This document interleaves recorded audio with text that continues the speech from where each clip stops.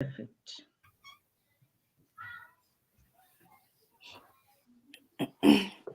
So everybody is able to read from the chat, from this side. So you can respond and make comments from the chat if you want. I trust that you are able to do that. So that then if there's a question that you want to respond to by writing, then feel free to so. We are now live, and we'll just give it a few seconds for people to join us, and then we will get started.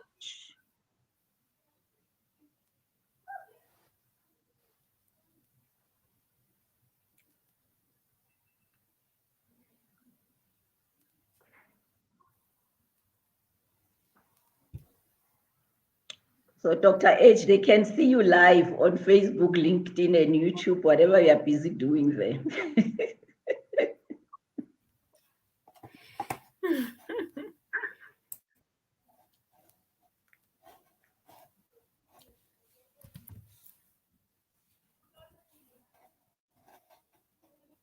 Okay, we've got about 4 people joining us already.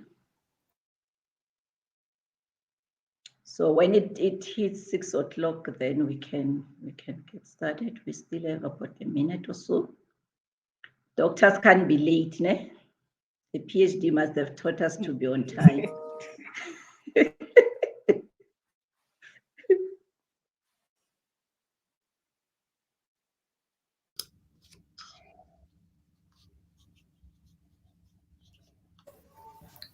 think I can see it on LinkedIn. I see it on Facebook. There's 6 people already.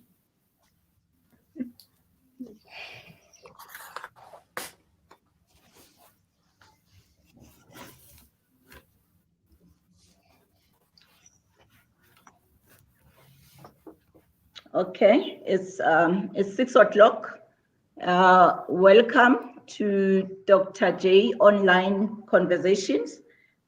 Today we are hosting the doctors, not the ones with the injections, the ones with the PhDs. And we'll be having a conversation with them. So I am giving over my mic to Dr. E2B. She's the one who's going to be facilitating the session today. So I am going to join the panelists, and then she will facilitate the conversation. Dr. E2B, over to you. Hi, Dr. J. Thank you for having me as your facilitator. It's a lovely position to be in around these amazing, amazing women. I am with Dr. J, Dr. P, Dr. H, and Dr. A to B, all the alphabets this evening. So I'll go in alphabetical order, and I'll ask Dr. A to introduce herself, please. Okay. Thank you, Ilona. My name is Ayanda Magida. I'm a researcher and / lecturer in the chair of digital business at the Wits Business School. I am also a PhD candidate in my hopefully final year of my studying, and I look forward to the conversation with people who have already gone the other way and attained their PhDs. Yeah. Awesome. Thank you for that. Dr. H. Thank you, Dr. E2B. I'm Dr. H, Dr. Hajo. I've got a PhD in entrepreneurship. I'm all about entrepreneurship, everything business, about encouraging people to really consider entrepreneurship as a career option. So that's my background. But apart from that, I'm also a big-time corporate person. I've always been in financial services, doing a lot of taxation, management consulting, having worked for the big banks. I've been with Nedbank, Rand Merchant Bank, FNB, Deloitte, and Touche, Alexander Forbes. So basically, that's my background, mainly financial management consulting. So that's pretty much me. But now, as I said, with my PhD, it was something like, how do I branch out of corporate? Thank you. That's me. Awesome. Thank you very much. Dr. J, please tell us more. You often don't get a chance to tell us about your studies. Okay, thanks, Dr. E2B. So I'm known as Dr. J. My name is Jabulile. I'm the founder of the Dr. J Business Support and the host for this conversation. For the PhD in entrepreneurship as well, like Dr. H, I call her Dr. Friend because we are in the entrepreneurship together. And outside being a Wits Business School senior lecturer where I teach entrepreneurship, research theory and design stats, I am a business and executive coach. I coach professionals and executives. I mentor entrepreneurs, and that's me. And yeah. Thank you, Dr. J. And we have Dr. P. Good evening, Alana, or must I say Dr. E2B. Thank you very much for hosting us and being our facilitator today. And good evening to everybody that is on the platforms joining these sessions. My name is Piladi Mukala. My PhD was in chemistry, and one of my passions is social innovation in terms of how can we really use science to impact society. So the impact of science is something that I'm really passionate about, and specifically for people in the rural areas and how we can really use some of the disciplines that we have traditionally known to really benefit the societies that we come from. So that is me. Thank you. But from the corporate side, I am capacity manager where I looked after young scientists that are coming into the corporate, young engineers that are coming into corporate, and making sure that their transition from academia into the corporate is quite smoothly and they can really learn a lot in terms of how they can apply themselves in the real world. Thank you. Now, thank you very much. I also want to welcome our audience. We've got lovely comments coming through, and they're really looking forward to learning from you ladies. So, so I don't keep everybody waiting, I have a question here. You know, everybody's doing different career paths. What would you say is the value of doing a PhD? I don't know if Dr. P, you look like you could answer that first. What is the value of doing a PhD?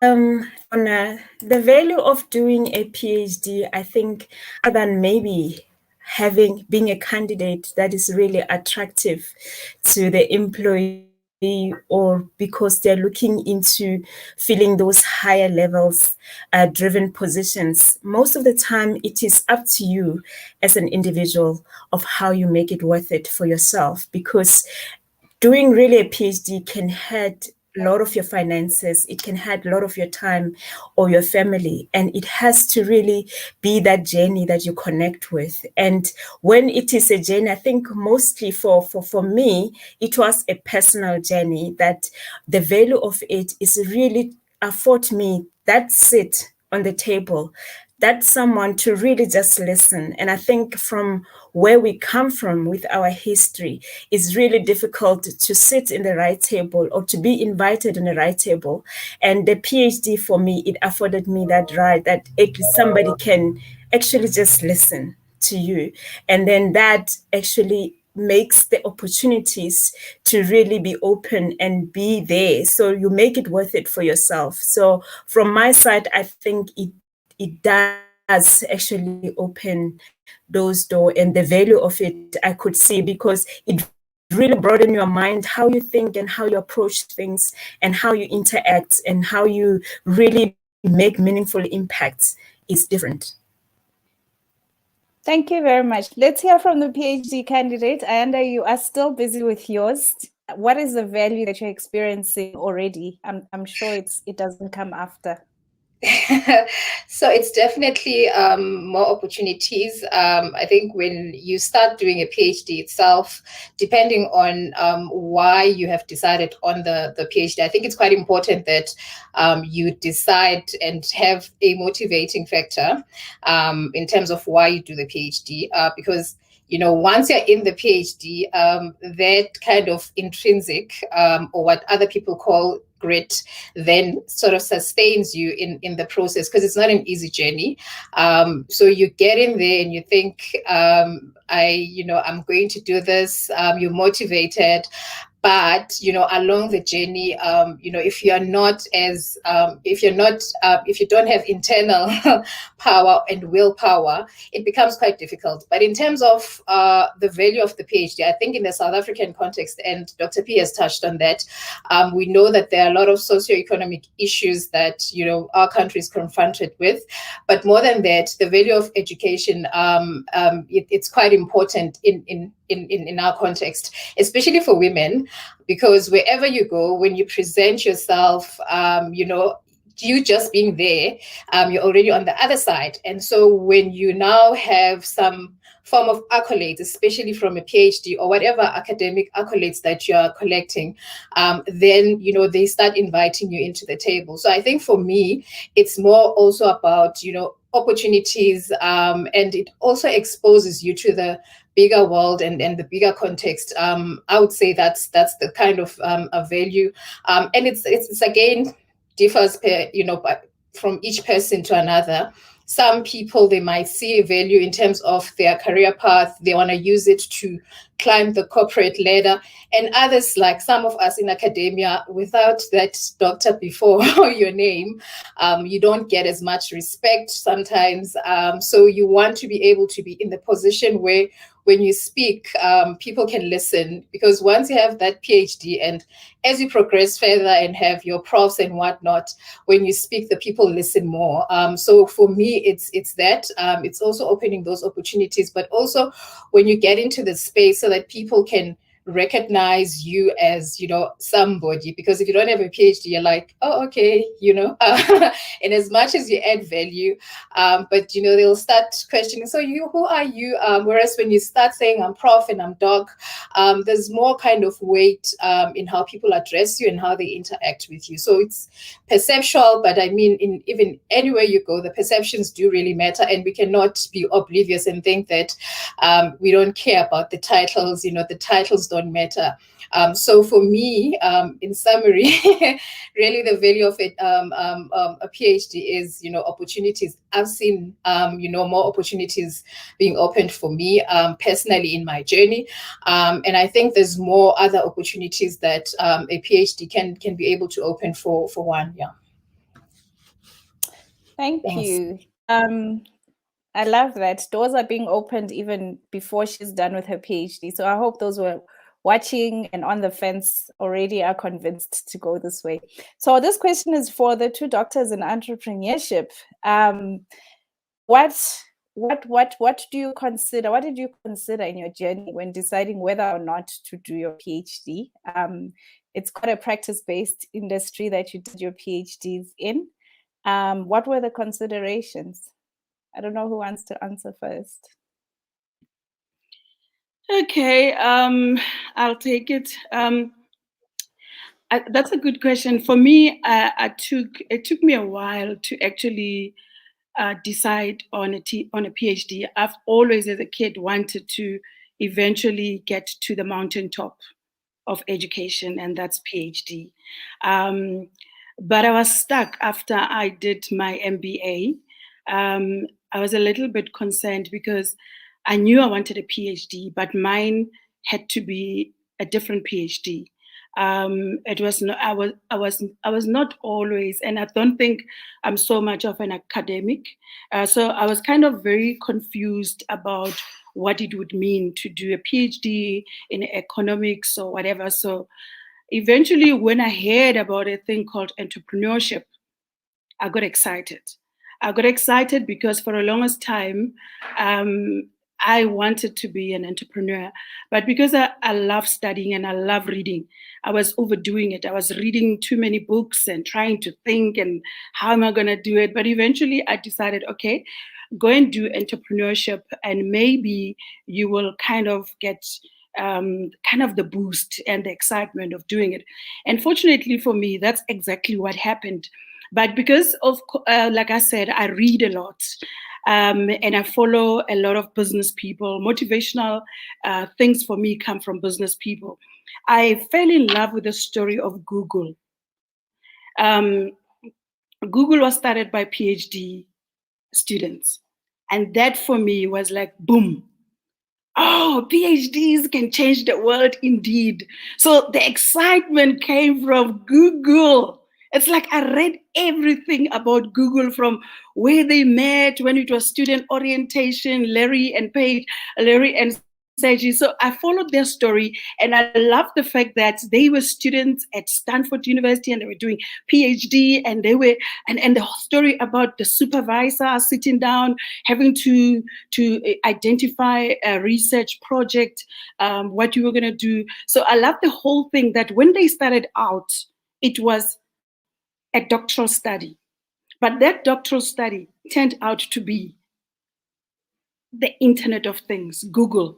So then with courage, I walked into the whole entrepreneurship journey with this thing that even if people ask me, why are you doing a PhD, whatever, I will always refer to the Google story. So in a nutshell, the excitement and the motivation to do entrepreneurship was that maybe by chance, when I'm busy doing this research, I might just bump into this thing that Larry and Saji found. So, and of course, the latest for me is the Curo. You all know the Curo schools, right? The private schools. That Curo is a PhD concept. It was started by a doctor. So I'm a practical person, Dr. E to B. I'm really into taking this thing called education, hard as it is, and trying to make it real and practical. And I must say, PhD has actually launched me into being an entrepreneur. So I was not born an entrepreneur. I was made. Oh, wow. I can feel the energy and the passion. Dr. J, anything to add? Yeah, so in terms of what I considered when I decided to do my PhD, obviously also it was from a practical perspective, because I had a business that I started in 2004, and in 2011 I had to close it. If I had to put it bluntly, it failed, and I was so hurt. I was so hurt.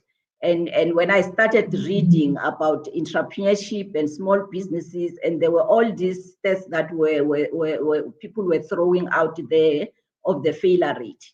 And they were saying 90%, 80%, 95% of people fail in the first 3 to 5 years, depending on whose paper you are reading.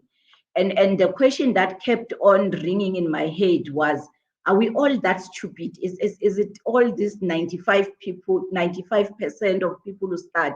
Are we stupid? Because I was part of the 95%. Are we stupid?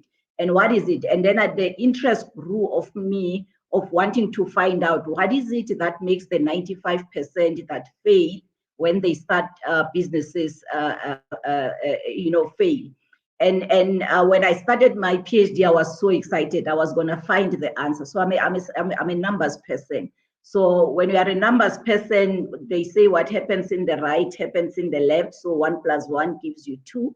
So I went there to start my PhD, hoping that I'm going to find this equation that says 1 + 1 is equals to 2. So I was looking for the answers. So my reason really was to look for the answers. Why the 95% fail? Why did I fail? Where did I go wrong? And when I got there, to my surprise, I'm done. I've got my PhD. I still don't know whether 1 + 1 is equals to 2 in entrepreneurship language. because there's just so many things that you'll get all these textbooks that tells you if you do 1, 2, 3, 4, 5, you will succeed, and you do it. Sometimes you fail, you do it, sometimes you succeed. So it was so complicated, nobody knows. But the thing that I got out of it, as much as I didn't get the equation that says factor 1, factor 2 will give you success in entrepreneurship, I came up with better knowledge and better understanding of not what is going to make you succeed, but what is likely to make you succeed. So that's what I got out of my PhD. I'm still looking for answers. I'm still running the business, but now I'm not as hurt as I was when I failed. Now I appreciate the failure, because if I didn't fail, we wouldn't even be having this conversation that we are having. So I always say, when you're an entrepreneur, the best thing that can ever happen to you is fail. Did my PhD, I came up with that, and I'm happy that I did it. I understand entrepreneurship a bit better, but I don't have all the answers, but those were the benefits that came out for me. Thank you. I think all of you are speaking to continuous learning. Even during the PhD, after the PhD, all of us think when you get to PhD, you are done. There's nothing more to learn. So those of you who have completed, how have you made sure that your PhD works for you? I'm going to start with Dr. H. Since she already started telling us about Curo, have you found your way in which your PhD is working for you? Thank you. Yeah, I think, you know what, I found it. I know Dr. J was looking for something. Dr. J, I found my mojo.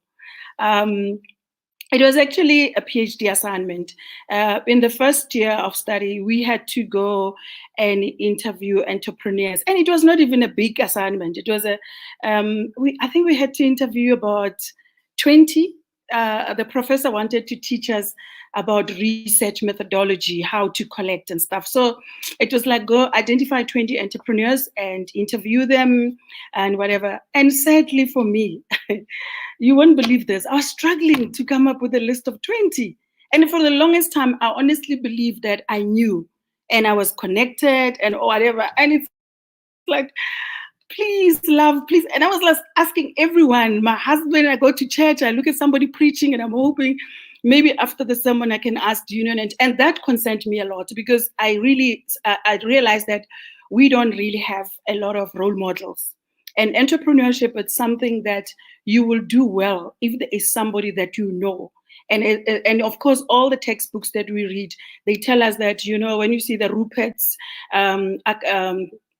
all these big giants in South Africa, the guys that are very successful, interestingly, they are able to actually pass the baton on to their kids. And the reason that is that they're able to do that is because these children grow up in an environment where they listen and they hear and all these things. So from that assignment of mine, I was already kind of frustrated that I thought I was connected and I wasn't, but I did it. But then I decided from then onwards, I was going to try to identify things that I had a problem with, that I could actually turn the situation around for my children's sake, for all the young girls or anybody, to, just in case I become the Oprah of South Africa, you know those lofty dreams. And I was like, dear God, help me, I'm gonna do this. So it was an assignment from university. That is why I'm an advocate for education all the way, because I am where I am today with Afro. I don't know if you can see my natural hair. I rock natural hair all the time, because at the time when I started my PhD, I had relaxed hair and I was getting frustrated with all this thing that we know, oh, I'm sorry, hairline, hey, hairline. So I was like, okay, I'm not going to be part of the statistic that complains about hairline. I'm going to look at this thing and say to myself, this is a kind of a gap in the market, come up with something. And I literally started there as an assignment to say, little did I realize that from just doing a little of mixing in the kitchen, the products, and offering friends, neighbors, my fellow church member stuff, that people will gain interest. And I think, Ilona, it is because I literally followed the steps that we were taught in class.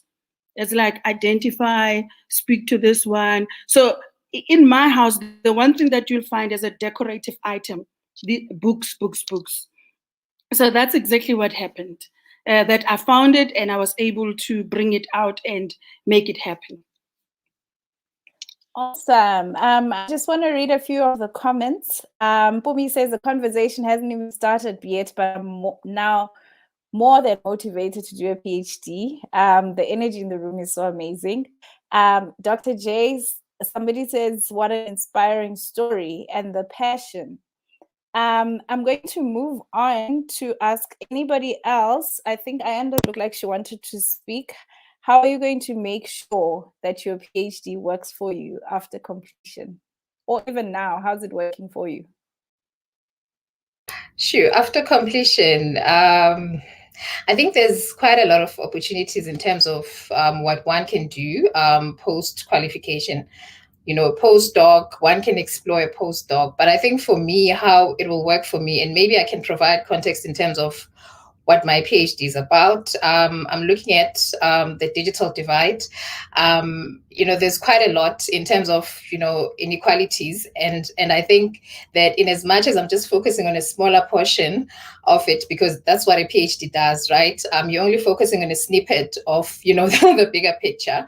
I see more opportunities in terms of collaborating with, you know, other countries, but also collaborating within the South African context with other academics in the space, because inequality is a huge issue. And I mean, as a country, we've been living in inequality for the longest time. I don't think it's going to go away. I think with the introduction of digital technology, the gaps is even becoming more and more, and therefore there's going to be more and more opportunities in terms of, you know, doing stuff and doing research. But I think to a point that Dr. P has mentioned in terms of the impact, I'm a firm believer that our research should not just sit in the journals. It should be able to be translated into policy. And I think that's kind of the gap that we have. We collect these journals for ourselves, and it's good. But, you know, I think it's important that we go into the communities, we go into using the research as a tool to solve the problems, because we've already, you know, from an evidence perspective, can be able to advise and about the issue. So I think it's quite important that, you know, we move beyond just the publication. So my plan in terms of my study, I hope to do that. You know, we, as a country, there's challenges with regards to policy implementation. We have a lot of good policies, but the lacks implementation. And I think we need to kind of bridge the gap between the academia and government, so that the research that we do speaks to the needs of the country, you know, and in that way, then we can be able to formulate policy or help in the formulation of policy. So beyond the PhD itself, I see myself expanding more knowledge in terms of my area, which I'm focusing on. I plan on expanding also in my, you know, supervising more students, focusing on in that research, because as I've said, there's quite a lot, and I'm sure other colleagues can attest to that. A PhD is just a small thing. You know, you're not doing a whole thing. So you want to be able to, all the other questions, all the other things that are coming up, you want to be able to have some people following up and doing more research. But I think what is key is us as academia kind of bridging that gap between us and the government, and also the civics space, because in as much as we do lovely work, Dr. J has spoken about how, from a practical perspective, her business did not work, but when she did research and she found out, you know, what the books are saying. So there's a lot of kind of mismatch in terms of the theory and the practical. And I think it's an opportunity for us upcoming and emerging researchers to try and sort of, you know, bridge that to be more practical. And I hope Dr. H and Dr. J will, you know, come up with more books that are more kind of practical in terms of how you open business, because they know the ins and outs. So I think for me, it's that moving beyond that dissertation that we collect, but being able to make an impact. And I think a way of us in making impact is by going out there and ensuring that we collaborate. I think as a country, we talk a lot about problems, And that's a space for us as researchers to be able to explore that instead of, talking about the problems. A research problem can be developed from anywhere. So let's use the problems that we're complaining about as part of our research in trying to find solutions instead of complaining about the problem. So I hope that I will be able to, push further my research agenda, but be able to influence a policy, but also more than anything, because my study focuses on the digital divide. The country has a lot of challenges with regards to digital literacy. And I do hope that as part of my study moving beyond, I can be able to initiate some projects that will be able to show people that technology is not your enemy, because that's how we see it. We think that it's taking away jobs. That's the perception. But, to see the other value of technology, to be able to inform our masses of people on how they can better use the technology to empower themselves, but also the benefits associated with being online. And I think those are some of the gaps that I would potentially like to explore post my PhD.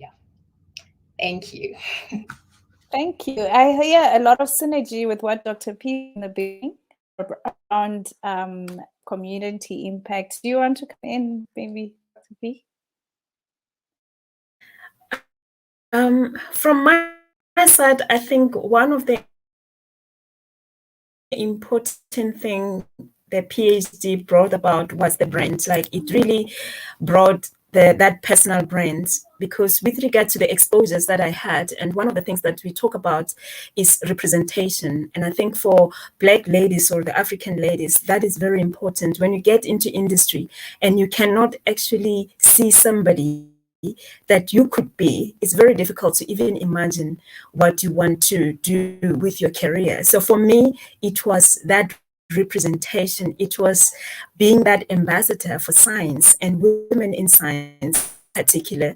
And while you're mentoring like your young coming scientists or engineer, or coaching them, but to really look into your journey and see that they could actually go there. Because sometimes when you grow up, some of these titles or some of these accolades were never even imaginable. Some people thought I will never be, I cannot be, because it was never made visible for us. But when I make it visible, what gave me satisfaction in the community is to see, for example, a student that also can think beyond just getting a degree and saying, I would also like to do a PhD. That for me is a happy moment, because some of the people that I'm really like supervising to their masters, after they complete their masters, I'll tell them, like, I'll see you when you do your PhD. And their eyes is like this. It's like, they say, really, can I do that? And they say, yes, you can.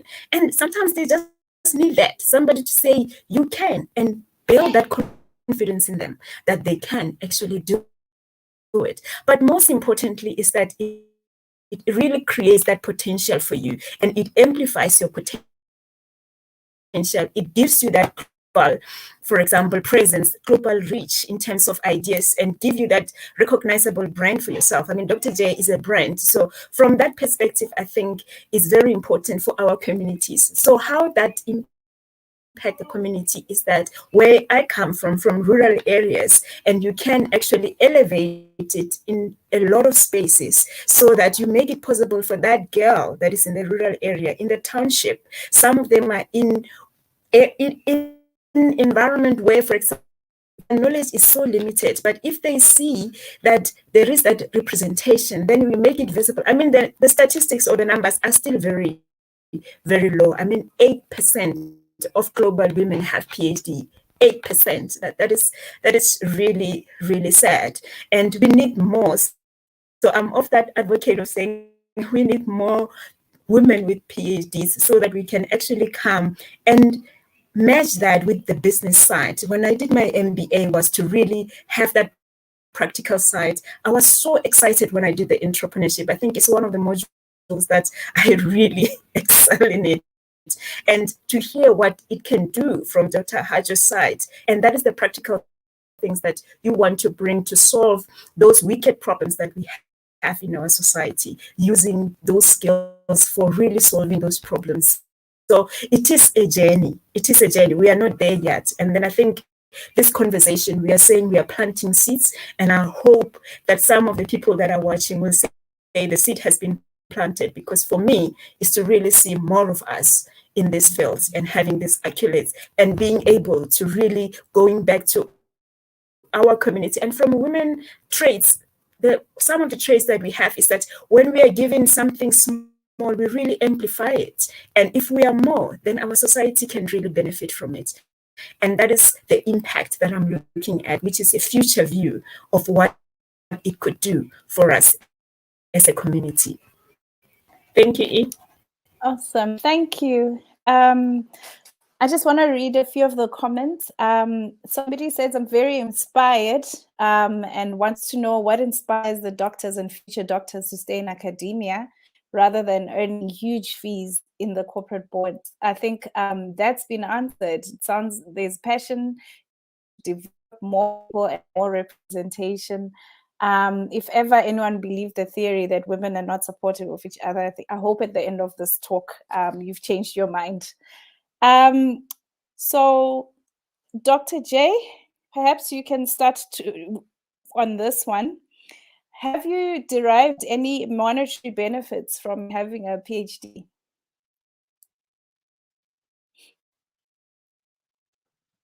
Oh, wow, definitely, definitely. Yeah, when I started, because when I started it, my thinking of it was more about me finding the answers to my questions. But the opportunities that it has opened for me, wow, I wouldn't have gotten those opportunities. As much as I saw there was a question about the issue of us staying in academia. There's no money in academia, but the fulfillment that you get, we are not there for the money, but the fulfillment that you get, those opportunities come where you get to start thinking, do I want to leave this and go for the big salary? Because you always get those opportunities. But it's always an issue about what fulfills you, what makes you happy. And that's the reason for me, I stay in academia. I still also want to be a Black woman with the prof title. The DR is not enough. But outside of what I do at VET, I do a lot of consulting. And the fact that I think that's what also Ayanda said earlier, that the fact that you've got the title make you people think you know something. Actually, you do know something.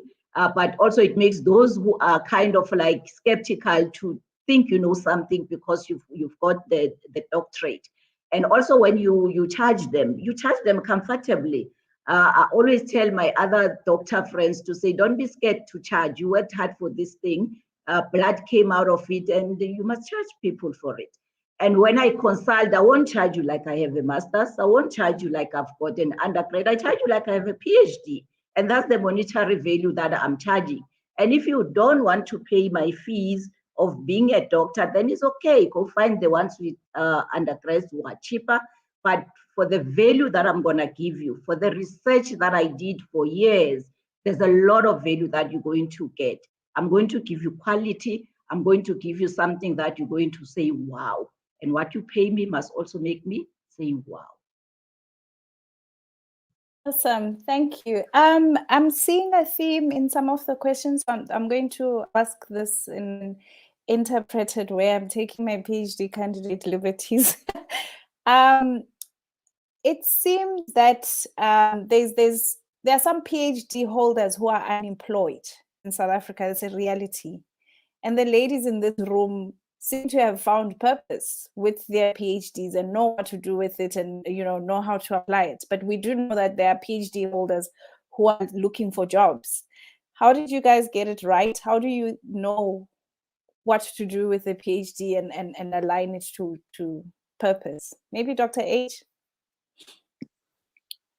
Hi, thanks. That's a very good question. I think it also touches on why. Why would you really want to do a PhD? And the reason why I think that's a crucial question before you start, it is because not everybody appreciates PhD. Not everybody understands it, especially in corporate people just don't have an appreciation of this research, whatever. So you need to get it clear. First principles from day one, why you're doing it. And the reason why the why is so important is that it will also help you choose the topic and the research topic and all those things, because you're not going to spend 5 years, like most of us, 4 to 5 years. You can't spend 4 to 5 years doing something that really you don't know what's going to happen when I'm done and all those things. So I think for me, I also talked about it in my previous answer to say, I think I had my master's when I was like 25. When I was 25, I had my master's. In my 30s, I was busy making babies. And then when I knew that I was done, when I got it now, I was like, okay, I'm now getting into the age where now it's about me because the boys are fine. That's when I decided to do the PhD. But I remember saying to myself, this is going to be my retirement plan. But I felt it was going to be my retirement plan in the sense of that I wanted to do business out of it. So that's what I'm saying. Before you do your PhD, please ask yourself why you're doing it and the purpose. And I also struggled with my supervisor. Prof is not here. I didn't invite her because I knew I was going to talk about her. But no, I invited her. She gave me a hard time because she kept on saying, you're not going to change the world. This is a PhD. It's time-based. You can't tell me that you want to change the world. Because I walked into her what do you call them, office?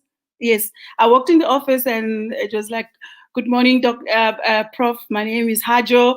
I want to change the world. I really want to change the world. That's why I want to do it. And she said, wrong place. We're not here to change world. You only have 4 years to finish, so you won't be able to do that. You needed to choose a topic that whatever. So I think I spent the whole year so upset wanting to change from one supervisor to the next. And she was adamant, you are not going to change the world. You're going to do your PhD and you finish it. And I'm going to help you find a topic. I was like, but it's my study. She says, no, it's not your study. It's our study. So there's all those things. But at the end of the day, what happened, it became just a beautiful marriage full of ups and downs.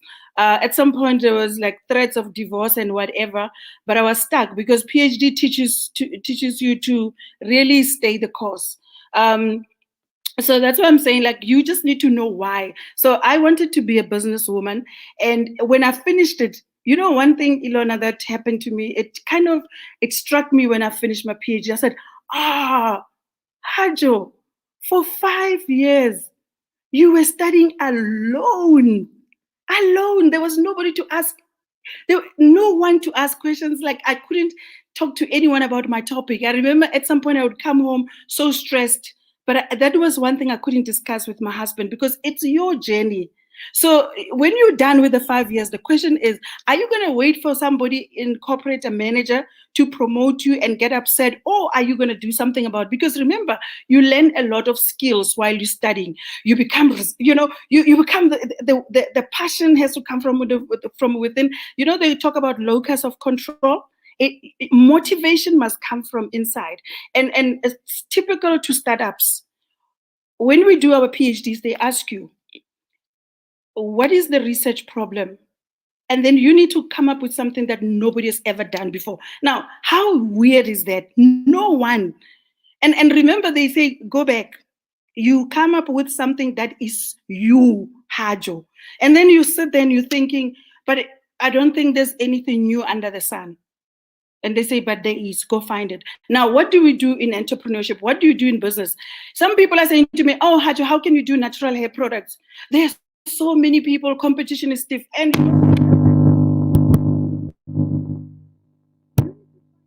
oh, something's happening with your sound.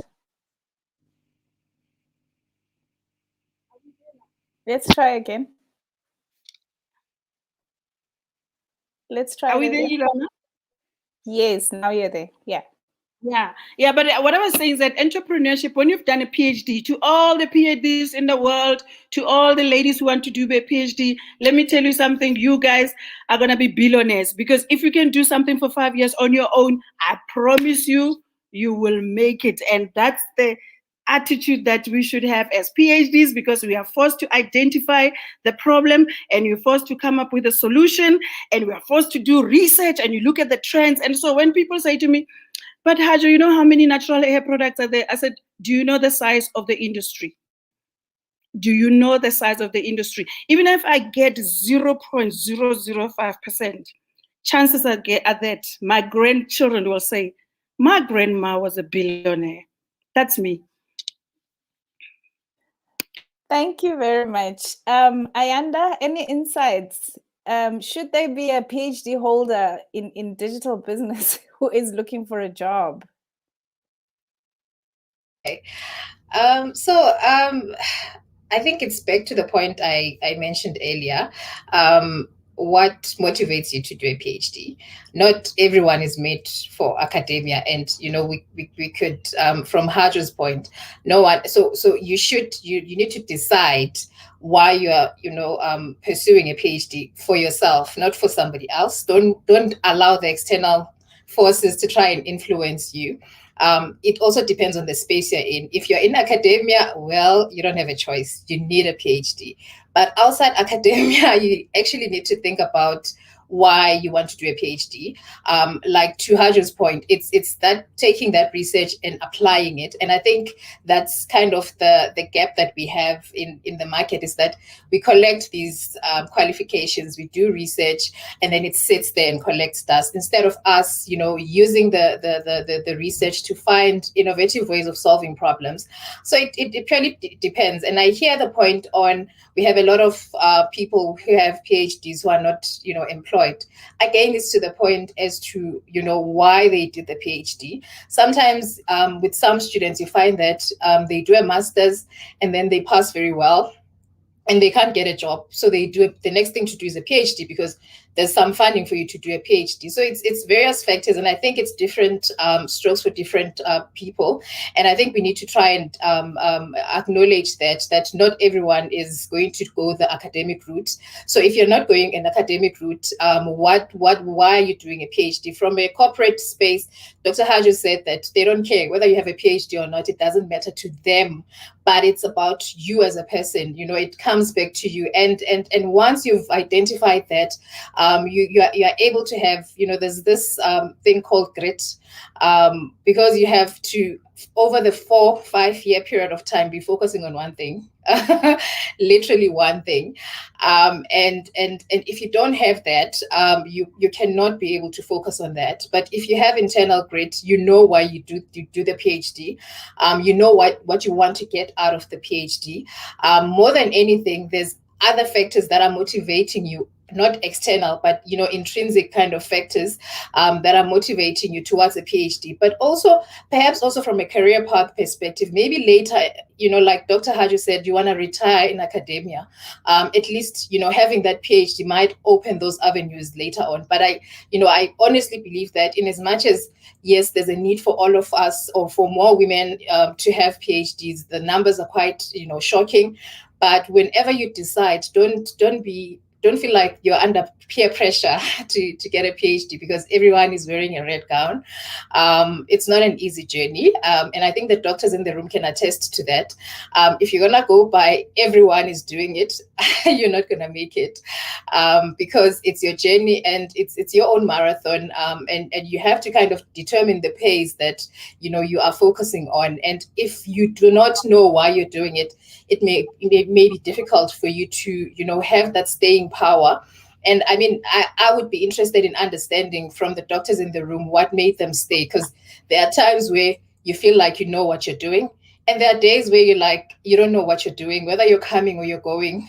So I mean, I'd be keen in hearing their views in terms of what made them stay on. Was it because, they've done 4 years and then a person thinks, I've wasted 4 years out of my family time and work time, so I'm going to finish this? Or is it because it's something that they were quite passionate about? And it's that thing again, to say, when people want to do PhDs, it would be nice. It's appreciated that all women, or most women in our country, need to have PhD. The numbers are quite shocking. We need more women in PhD, with PhD holders in our context. But what is it that is driving you? Why are you doing the PhD? Those who are unemployed, there are other opportunities. Sometimes we have to knock. I think we sit and we say, I've got a PhD, I'm overqualified. And you think that things are going to come to you. And sometimes it's about you going into those spaces and saying, look, I've got a PhD, this is what I can be able to do for you, and try and negotiate your space. Because if we're just sitting and we're saying there are no opportunities, nothing is going to be done. You can sit there and Dr. J will not even know. Dr. J might be needing people with a PhD to supervise her students, but because you're sitting and you're waiting for people to come to you, so I think it's important that, and in summarizing that, in as much as we encourage, more people to do PhDs, but it's a personal journey and it's a personal decision. And you need to decide, what a PhD means for you, what attaining that. For some of us, is breaking those intergenerational kind of barriers that have been there to have the first person having a red gown. For somebody else, it might not be, so it's purely up to you in terms of why you want to do it. And for me, it was mainly around the lack of representation. Having attended a predominantly white university, there was no representation at all. And for me, it was always a shock to be in the lecture hall and, there's no diversity in terms of the people offering.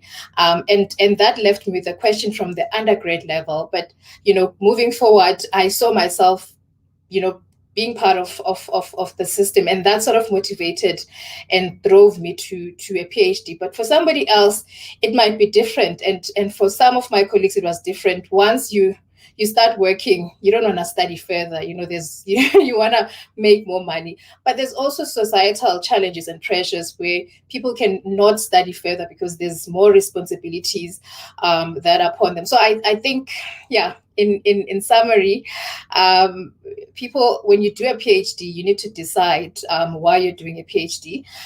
Don't be fooled by people with red gowns and think it's all rosy. It's not a rosy journey. It has to appeal to yourself in terms of where you see yourself in the next few years, but also it has to also appeal in terms of your career path, because not everyone wants to be a university professor, but also recognizing that if you're in corporate space, having a PhD might still mean that you're still at that level. It doesn't mean anything. And therefore you have to, be aware of those things. So in you pursuing it, let it be about you than it is about, what everybody else is doing and what everybody else is saying. Yeah, thanks. Awesome, thank you. There's an observation from the legal takeover. All the doctors are wearing spectacles. Is there something there? Now there's a question for all of you. I think this one, we need everybody to answer this. Besides being a think tank for others, what value add or what would you like as your legacy? So I'm going to start with Dr. J. What would you like to leave as a legacy? Oh yeah, maybe before I get to the legacy, I just want to add on the PhDs with no jobs, the unemployment issue. One of the things that also I think, because when we've got these nice conversations, inspiring and all that, sometimes we miss small issues that makes you a successful person. We can all have PhDs. The PhD, as much as it will open opportunities for you, but it's not going to exploit the opportunities for you. So you can have the PhD, but it's about what you do with it and how you do it. It's like any other qualification. There are people who've got qualification, and I'm not insensitive to the fact that we've got an unemployment issue in the country. But you always have to see yourself as that person who's not going to be part of that state. How hard are you going to drive and use your PhD so that you are not part of those that don't have a job? And if nobody wants to give you a job, what did you learn from PhD that you can use and be resourceful? We know there's not enough jobs for everybody in the country. And if no one gives you a job, are you going to die like that? Can't you look at something else that you can do for yourself? Is there anything that the PhD has taught you that you can do for yourself? And that's a challenge I'm putting out there to all the PhDs who don't have jobs. Let's say nobody gives you a job. What are you going to do with that PhD? That's a challenge that I'm giving. And I'm not insensitive. I emphasize I'm not insensitive to the issue that we've got unemployment issue in the country. But you've got a PhD, you spend 5 years. Are you going to sit for the next 5 years waiting for somebody to employ you? That's me. Legacy. Whew. Yeah. If you can see my vision board, then you will see the legacy that I want to leave. I don't want to die tomorrow and you forget about me tomorrow. But I'm not also naive to the fact that legacy is a very big word. I respect that word. It's a very big word. Don't build it overnight. It's a long journey of consistently doing something that is working, that will take you there. But if there's one thing that I would like to leave, or like I would like other people to remember, is the Dr. J brand that has impacted their life, that has changed their lives, that has changed their mindset, that has made them independent, that has empowered, made them confident to venture into greatness, and they become a wow. I might not have everything individually to show to, but one of the things that will fulfill me is to have a lot of people that said, my life changed by listening to the conversations that Dr. J organized. My life changed by going to a coaching session that Dr. J had. And because of that, I am this and that and that and that. But yeah, so that's what I want to leave. It's a brand that changes the status quo in the country, especially for women. I'm very biased and very passionate about Black women. And you will see from people I supervise how biased I am. I am very passionate about it. I want to change the status quo of Black women, and I'm not apologetic about that, because people who've disadvantaged us in the past, they haven't been apologetic about it, and we shouldn't be apologetic when we start changing it. And that's me. Thank you, Dr. J. Dr. P? Thank you, Ilona. For me, I'm laughing because I think Dr. J just took some of the words out of my mouth. With regard to legacy, for me, it's not something that is tangible. Legacy for me, it's really found in those people that I interact with. If I can interact with people, and when I leave, or when I leave your space, there is that transformation that happens within you, and you make life decisions that make you succeed and make your life better, and build that confidence in you, which says that I can do anything that I put my mind to it. I might not have the skill, I might not have those competencies, but I know I can learn it. I know I can learn, and I can really thrive and complete this journey. So for me, I think one of my passion is the confidence builder in women, and that has been one of our barriers as well to occupy some of those positions. That opportunities are there because we doubt ourselves that, do I have the skill to really be there? I mean, our male counterpart, what the research is saying is that they might have like 80% of some of competencies, and we women, we wait until we have 120 to actually occupy some of those roles. So if I can instill that confidence, and I can really make people to start leading with authority and authenticity, then for me, I will say I have left my legacy here on earth. So that for me it will be, what legacy will look like in this space. Thank you very much. Dr. H? Thank you, E. Legacy issues. I think for me, legacy, like Dr. J said, it's a big concept. But I'm a very practical person. When I did my PhD, as I said, and started my business, I was thinking about my boys. I'm a mother of 3 boys.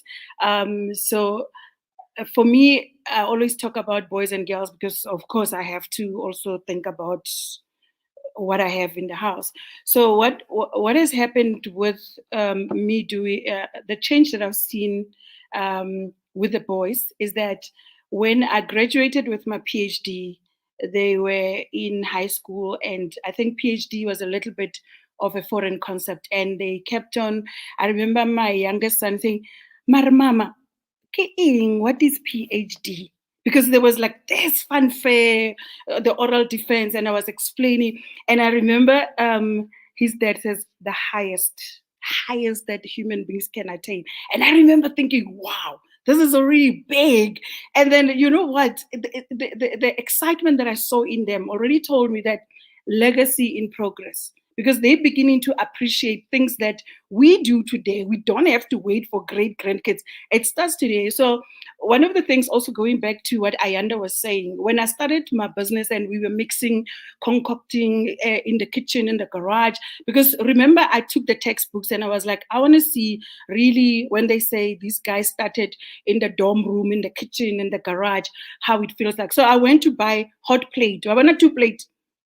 I went to buy that, and I was like, don't buy the pot. Go and ask somebody to give you a pot, because I was reading. I was like, I want to really be like them. So Pearl actually gave me a pot. So I was like, okay, with a pot and this, I'm starting. So the boys started doing and working with me and stuff. You know, the best part of this journey is that when my son finished his degree, looking for a job, and it's a whole story of children. There's like, they need experience. And then I said to him, you can write there that you were working for. I said, Mommy, even though it's your business, it's like, I said, right there, Afro Pty Limited. And you just write there that you were production assistant because you were helping me with concocting and all that. Guys, my son got a job, a real job, literally. And he says to me, Mom, you will not believe what happened in the interview room. They said, tell us a little bit more about Haflo.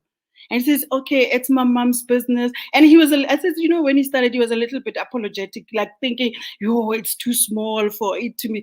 But, you know, this guy was telling them about buying the, what else did you do? I had to go packaging. We were go there, the ingredients, and me, and then, and what role did you play? What? Yes, and then we would go deliver. So you were also doing deliveries. So logistics and all that. The boy got a job.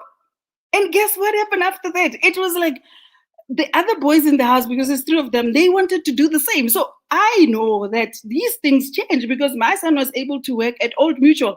And within a year, he was like, actually headhunted to go to Standard Bank. And he keeps on saying, Mama, they all interested in this thing. They asking me, what is this? And I said, you must tell them the truth. It's Mommy's business. So, and then they said, Mommy, you know what? They get more interested and they're asking a real question. And you know, that's what I'm saying. Legacy starts today with what you're doing with them. Because if we can show our children today how it's done, because I understand, like one of the things people say to me, oh, Hajo, do you know that your competitors have 5 million followers? I was like, very soon you will understand what followers mean. Because everybody wants to tell you that you won't make it because you don't have enough followers on social media. You don't have this and this. But that's not the thing. With a PhD, what I've seen literally, you jump the queue. You jump the queue because they just, and of course, we need to be honest, guys. Let's tell the people that there's another element that we also humble about. We don't want to like talk proudly about. It feels good to be a doctor. It really feels good to be called Dr. Hajo. And I particularly want people to call me Dr. Hajo. I'm no longer Hajo. So the thing is, there's a feel-good part to it, and your children walk out of the house, and even your children tell you, Mama, you know my friends. I can't believe it when I say, good morning, Dr. Hajo. So you see, that's what I'm saying. That legacy thing we talk about, it starts today. And of course, it's nice for them to be able to Google Dr. Hajo Muralani. That's my mom. And lately, I mean, our products are now on Superbalist. So we were actually spotlighted. They say CEO, Dr. Hajo Muralani. I mean, CEO, PhD. Wow. I mean, I can get some Jerusalem guy to come up with a rock music there, to a doctor with, a CEO with the title of doctor. That's very powerful. So what I'm saying is that even when we say we want to encourage Black women and whatever, we should also tell them the other side, that it is so good to know that you have, the color red is amazing. I mean, wearing that gown. I mean, my parents were crying when they saw me wearing it. It's like, yo, wanaka, wanaka. And it's like, yes, ma, we made it. So the legacy, Ilona, it starts today. I know that, God willing, I will see my grandchildren and my great-grandchildren. But what I know is that even if I have to vie today, they will Google Dr. Hajo Muralani, the founder of Haflo Pty, the founder of Eptic, and the doctor. So legacy start vandaag. And we're going to do it, like you said, Dr. J. We're going to change the status quo. We're going to change the narrative. Yes, it's very scary. People will always tell you that you won't succeed. But I'm standing here telling you that my business is now, it actually gone past the startup phase. It's on year 6. And we are already talking exporting the products. Where? To Africa. Yes, man. That's us. We're doing it. Thank you. Awesome. Yay. Thank you. Ayanda, legacy. I'm quite inspired by the doctors in the room regarding legacy.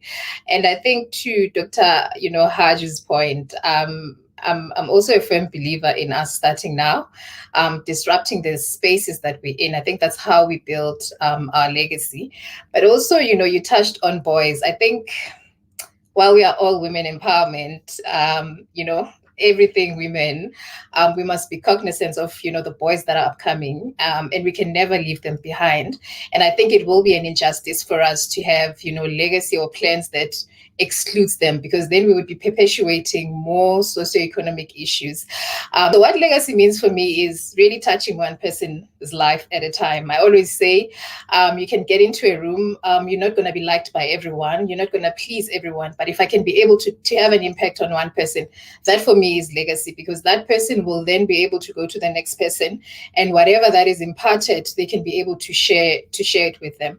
But I'm also quite passionate about, building younger generation, especially young girls and boys. I think that whilst it's good that we get all these qualifications, and Dr. P has spoken about going back to the villages, I think when you go back to where you started, and the people actually see the value of going to school, the basics, it's them going to school, when they see you in that red gown, they can be able to appreciate more, to say, at least there's hope, because we live in a society that, in as much as we are for education, we also get criticized because of our education, because we don't drive fancy cars, we don't have more money, and some people ridicule the value of education, and it's really not about one or the other. I think it's important that those who have decided not to go the academic route respect those who have, instead of trying to challenge each other and say, yeah, you've got your education, you don't have any job, now we have to hire you. So if we can move away from all those kind of perceptions that are having an impact in terms of our younger people seeing the value of education, because they think, oh, you've got a PhD, you're sitting at home and you're not working. Somebody else doesn't even have a matric and they're running, this huge business. So I think it starts, like, Dr. H has said, it starts with now, but it also starts with where we are. I think for us to be able to build a legacy is to look back to where we come from, and start having an impact there. I'm a firm believer of that, to say, if I go into a society and where I grew up has not changed, but I've got a PhD, then there's something wrong. I cannot be the only one succeeding. I cannot be the only one who has attained whatever. I need to be able to, when I go back to my society or my community, see that other seeds are being planted, see other young people making chasing their dreams and seeing the value of education. So for me, legacy is about that. But I'm passionate about also boys. I feel like we are doing all these things at the expense of boys. I've got a son myself, and I'm quite concerned that if we are all this, girls empowerment, and we leave them behind, we're going to create more problems for them, for the society as a whole. And I think in us building legacy, it should be inclusive and include both boys and girls, so that we do not, find ourselves in the situation that, we were in. But also to Dr. H's point that when they see you, remember, kids do what they see, not what you tell them. So when they see you and they see the value of education, they are then be able to become better men tomorrow. So it starts with that. It starts now. It starts with us, not being so far away from reality, so that our kids can be able to see the impact that the education has, so that they don't see it as a qualification that takes away their mom from them. The mom is inaccessible because mom is constantly busy. Mom has a PhD, but they should be able to appreciate the fact that in as much as mom has all these, there's still family time. And I think it then touches on some of the societal issues that we have, because then they are able to make informed decisions. They'll be able to appreciate their wives in the future if they decide to study further. They will not be intimidated by, their wives getting education. So I think it's important that as we start wherever we are, let us, yes, Dr. J, you're quite biased in your approach, but my plea is that, can we also not leave the boys behind, because they are also part of the system. It's not because they chose, it's the system, and we can't say we are redressing and addressing the issues by leaving them out.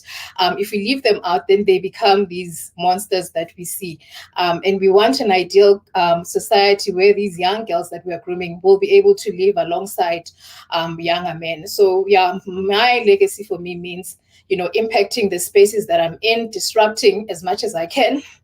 And my definition is completely different in terms of what disruption means. Disruption from the next person may be something else, but for me is disrupting the spaces that I'm in, but also extending and being able to go back to the communities and empower, not only empower, but emancipation. And I think we tend to focus more on empowerment, and yet our people are not emancipated. And we need to be able to get to a space where we are, fully emancipated. And for me, it's like, as I've said, it's starting, as Dr. H has said, where I am, but also with what I have. So if I touch Elona, I'm happy. If I sit in a classroom and Elona comes to me and say, I've been inspired, for me, that's a tick, because it means I've touched, somebody. So that for me is what legacy is. Yeah.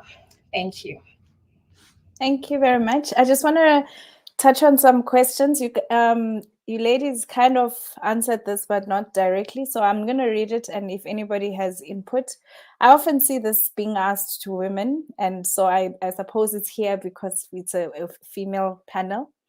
How can you achieve these PhDs without sacrificing core family dynamics? They tend to come at family costs, divorces, etc. I know Ayanda already spoke about inclusivity and a balanced approach to the growth. Dr. Hajo also spoke about including the children and family. Anyone want to speak to that? How can you advise upcoming PhD candidates to achieve this success without losing on the family front? So I suppose it's about balance. Yeah, I think if I can maybe talk to that. Okay. Okay, if I may maybe talk to that, we had a conversation last year in one of our women conversations where we were talking about balancing your work versus your family and your health as an individual and all that. And we came to the understanding that there's no such a thing as a balance quantitatively, because you've got 24 hours, and that 24 hours is not enough to exercise, be healthy, eat healthy, do homework with the kids, be the CEO or be the lecturer, do the research, publish the papers. 24 hours is not enough. Something has to give. We have to sacrifice, or they still also want us to sleep, 9 hours? It's not possible. But what we spoke about in that conversation, if you want to go and watch it, is that you need to be intentional about things that you do so that they are quality. If other people who've got the time will spend 15 hours with their kids, you spend 5 hours with your kids, but that 5 hours you have to be intentional and make sure that it is quality. And also you negotiate with your family. Don't just randomly do things. Tell them, mommy is busy with a PhD now. The PhD is going to take me 7 years. It normally takes more than 4 years. It's going to take me 7 years. And in these 7 years, this is what we're going to do, how we're going to do things. And if you can be understanding on that, and you find most of the time, the kids and the husband will understand. People who don't even do anything divorce anyway. So that is not like really the issue. If they were going to divorce you, they'll divorce you whether you've got a PhD or you don't have it. So just do what you want, but make sure that whatever you do, you are intentional, it is quality. You don't just waste your time with time wasters. And you are very intentional how you spend your 24 hours. That's what I can say. That's how we got these PhDs. It is not that we were able to do everything quantitatively, but the little we're able to do, we try to make sure that we make the best out of it. Thank you, Dr. J. I wrote a lot of mental notes there. Thank you. Intentionality and making sure that you know you can't do everything with just 24 hours. Anybody else want to speak to that, or can I? Oh, there's a comment. PhD holders are attractive. You're also beautiful doctors. I think compliments are very important, so I wasn't going to gloss over that. Okay. There's a question about are any of you available? Thank you. Bentens are welcome as well. Elona, can I just also add to what Dr. J has said? I think what also helps is also negotiating, with your family, and kind of bringing them on board so that they understand. It's your personal journey, but they are part of you, and so I think it's important that before you start with any other research, because it's quite a lonely journey, that you at least sit them down and negotiate with them, so that they understand that you have to be away, because you don't say that people expect, as Dr. J has said, you have to be intentional with your time, but also because we live with families. I mean, there's things that you can do away without attending. But I think what helps is once you've negotiated, so that everyone knows it's not like you're just being funny, because sometimes you can be seen as funny if you don't show up. So I think it's important that you negotiate, especially with your immediate family, so that they are aware that you're embarking upon this journey, and because of that, you're going to be selfish about your time. Not that you love them any less, but you're not going to have as much time with them as you used to, and obviously with your kids as well, because I know boys. I don't know with Haju, boys can be quite, with their mom, they are quite demanding, and I think for me that has been a challenge, whereby sometimes I wake up 3 a.m. and my son is here sitting, and he'd rather sleep next to me just as long as he's next to me, and it's all those challenges, but because he understands that I'm on this journey, he respects that, even though he may not agree with me being on my laptop most of the time, but because he's aware of greater plan in the end. I think it also helps in managing his expectations with regards to, you know, the time that I can have with him. So I can't just sit and watch Netflix because it's taking away from my PhD time. So it helps when you negotiate your time as well, so that it doesn't seem like you're disregarding them. And I think also what also helps is having a social, you know, support structure. It does help, because even if you've got kids, I think sometimes you just need to be away from everyone. And when you have a good support structure, they are able to understand and, you know, take care of what needs to be taken care of. So it's always important that you negotiate with your immediate family, but also with our kids. You know, sitting them down and telling them about what the journey is about and what it means, but also that, you know, you're going to be away. If the door is closed, don't come in because I am busy. So it helps because they know once you get into that room, you know, no disturbance. It's only when you come out that they can be able to chat to you. I think it also helps because, hey, this PhD, sometimes you're in, you know, this mode of writing and you're focused, and the next thing somebody disturbs you and your thought is completely lost. So it does quite help when you negotiate your time with your family. Yeah. Thanks. Awesome. Thank you. I was about to read a comment about availability for academic mentorship or coaching. If any of you are available, I'm sure Dr. J will write a comment for that, especially for those that will even watch this later. We have a few minutes, and I'd really like you guys to give me 1 minute closing remarks for our audience. I'm going to start with Dr. H.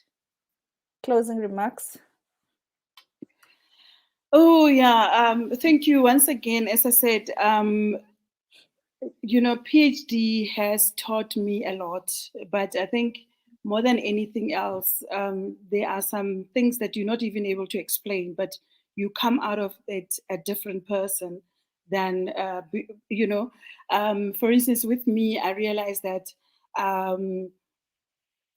with the business that I've started, I'm able to actually withstand the harshness of entrepreneurship, because I understand, because I have actually done a business before, which was PhD. So with PhD, it's very difficult. As I said, you have to really do everything on your own, but it teaches you just tenacity, self-control, discipline, and you just come out of it a new person, a human being. You have found something that could be useful to the world. And in my case, I thought, instead of leaving my PhD in the library, or maybe getting into, like, you know, I know Dr. J and all of them will say, how many articles have you written? So I had to literally decide on my own that I will write my articles in the form of a business. And I just feel that, as we said, set personal goals, social goals, and business goals, and know exactly why you want to do it, so that you don't become part of the statistic. Like Dr. J talked about, 90% of entrepreneurs fail. My PhD was actually looking at the 10% that succeed, and to understand why those people succeeded. And there is something about them that's different from all of us. And the issue with entrepreneurship, unfortunately, is that most people take it as a fallback position. Oh, unfortunately, I can't get a job, so let me do this. So I'm encouraging a lot of people to really study, prepare well for entrepreneurship. Don't just go into it without thinking, because you're going to get a lot of negative talk, negative energy. A lot of people are going to tell you that you're not going to succeed. But when you've done a PhD, you've got something like 10 years or 5 years of having done this thing on your own, and you've graduated. So remember that, and that helps you with all the challenges that you're going to see. You guys talked about a marriage and divorce. I also feel that somehow, having gone through the PhD, in my case, I think it strengthened my family life, because you don't have energy to complain about rubbish, really small things that used to worry you before. You don't have energy for that, because you need to submit a chapter tomorrow, and they need it. Otherwise, you're going to be kicked out. So we call it temperance. It teaches you all those things. So for me, I'm saying, please, guys, if we want to become business people, let us prepare. People always say to me, Hajo, there's so much competition. And I say to them, my competitor is L'Oreal. Guys, do you know L'Oreal? It's the biggest cosmetic company in the world. That is my competition. Every time people say to me, whatever, I say to them, I've got this big competition, because I'm saying to myself, if I could do a PhD, if I could actually work with Dr. Buda, if I could cry and literally get comfortable crying, walking along the corridors of the university, because I was told that this chapter is rubbish. And I came back again and I submitted another chapter. And if I could do all those things, I tell myself that truly and honestly, Hajo, you can change the world. And I just wish a lot of people could experience that, because no one will tell you that. You've got to go through it. You've got to experience it. We are already powerful as women, because we raise, I mean, I'm the only woman in this house. So even when I got tired, there's 4 men. Even when I got tired with my PhD, the guys will be saying, Mama, go and do your PhD, even when they didn't understand what it was. So let's just go out there and do, they say self-care, do it for yourself, but more than anything, legacy starts today. Thank you.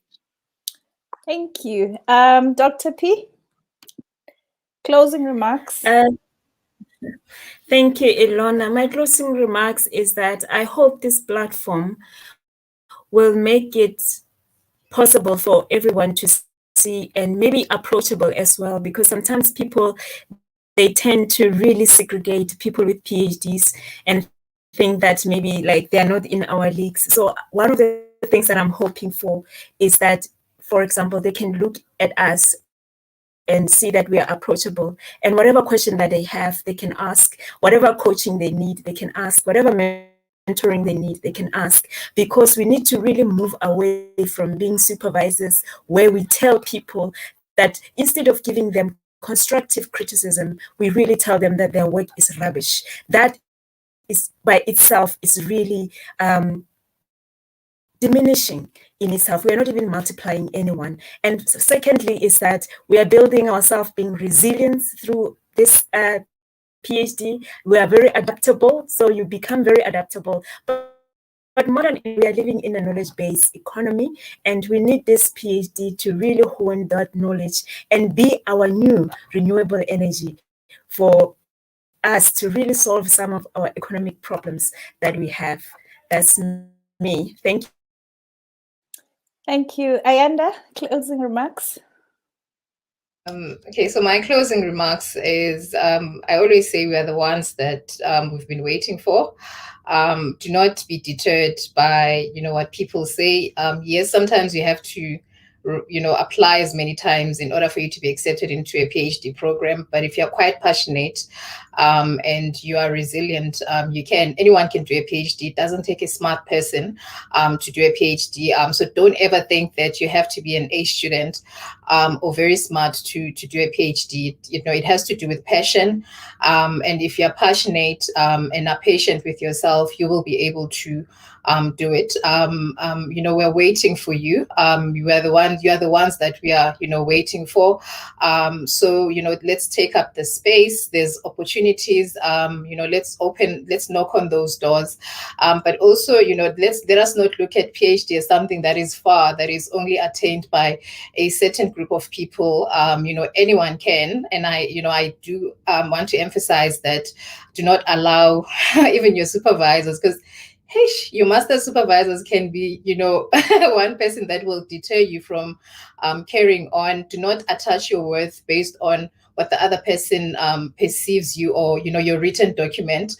Writing is a process, and, all of us are developing, some have, gotten to that stage where they are there, but we are all in the process of development.